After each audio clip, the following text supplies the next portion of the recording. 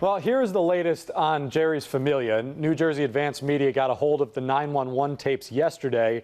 Familia's wife, the alleged victim of domestic violence, essentially telling a dispatcher that Familia was drunk and was, quote, going crazy. And guys, while you don't want to jump to any conclusions, you want to let the legal process play out a little bit, certainly a disturbing call. Obviously, Major League Baseball doesn't want to jump to any conclusions either. But as you start to look forward, project ahead, how will this MLB investigation look?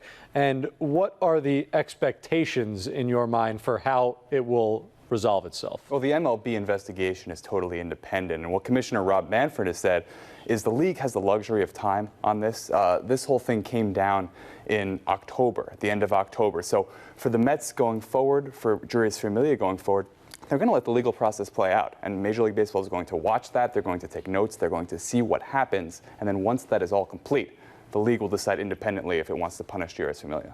But, you know, I think at this point, they can safely assume that there will be punishment for Jeurys Familia, and I think the Mets are going to have to plan ahead for that. So when you look at some of the comps in a situation like this, Jose Reyes, similar situation, was arrested. In his case, I think that was a 52-game suspension.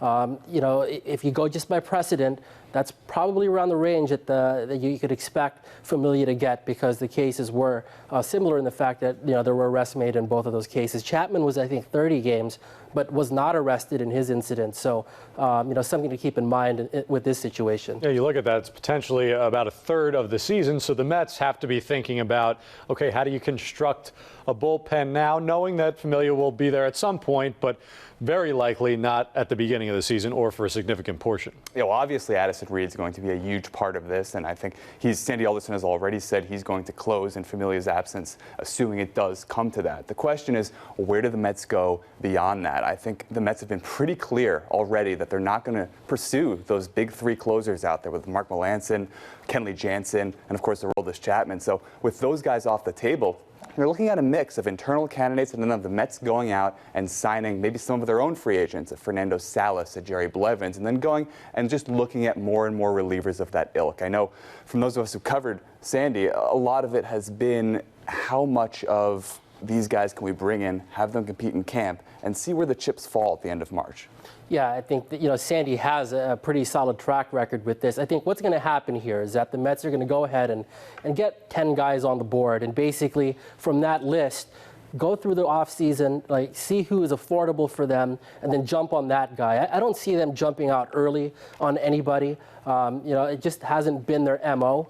We saw it with Antonio Bastardo last year. He was a January sign. He had been looking for a 3-year deal. Mets got him for 2. So expect something like that again. They're going to have a pretty definitive idea of guys they'll target. But, you know, I think they're going to let that process play out because, again, you know, with Sandy, he knows that these bullpen arms are fungible, to use that nerdy word, all right? Like, it's really difficult. They're volatile as far as, you know, predicting their performance. So I think the Mets are certainly conscious of that, and it's going to guide their thinking as they go through this process in the offseason. And something else to keep in mind, the Mets expect their starting rotation to be healthy, which would leave 2 pretty significant pieces for the Mets down the stretch out of the mix in Robert Gsellman and Seth Lugo. And so you're looking for bullpen arms.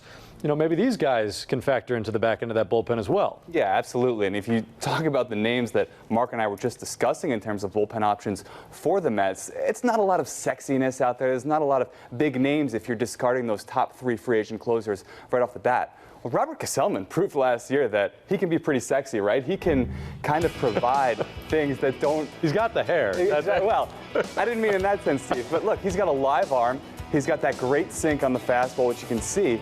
And if you're looking coming out of spring training, if you have a bullpen similar to what you had a year ago and all your 5 starters are healthy and you've got Gsellman and your alternative is really just putting him down in AAA, why not put him in the bullpen? And beyond that, I think this guy's got a pretty good chance to be the 8th inning guy right in front of Addison Reed on opening day. He certainly would be the most cost-effective option. He's already under control. Now, I think they will have interest in looking at Jerry Blevins and having him come back. Fernando Salas is somebody they liked a lot, too. I think they're going to explore bringing him back. But certainly Robert Gsellman, when you look at the stuff, profiles as someone who could do that job, do it pretty well, and maybe grow into that situation, too. Sometimes you see guys play up when they go into the bullpen role, and I think Gsellman's a good candidate for that.